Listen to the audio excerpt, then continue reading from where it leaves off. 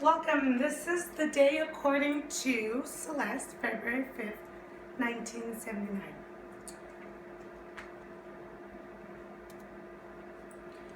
The day I was born, it was a Monday, which is under the sign of Aquarius. And it's kind of ironic because I hate Mondays, and for me to be born on that day is pretty funny. But I am under the sign of Aquarius, and that element is air, which symbolizes also the water barrier, and which makes me want to shower the world with my thoughts and ideas. And I do tend to do that to people around me.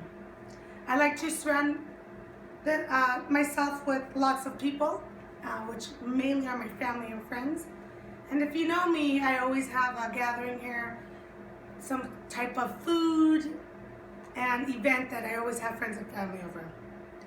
Aquarius also stands for vision, intellect, and humanity. They like to make the world a better place, and they like to help everyone they can along the way, and I really like to take on that meaning, and I think this symbolizes me correctly. There's also certain events in history, but the most important one to me is the #1 hit, which is the song in the USA, which was by Rod Stewart, Do You Think I'm Sexy? And I'm sure we all know that song, that jazzy tune, and I feel it kind of also symbolizes me because yes, I do think I'm sexy.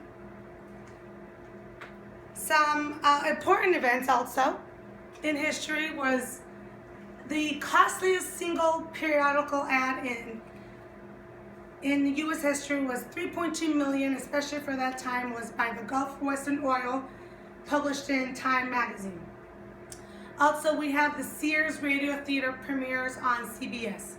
I don't like Sears, so I'm not too interested in that, but it was interesting to find out that in 1979, $3.2 million ad was the most expensive ad in history.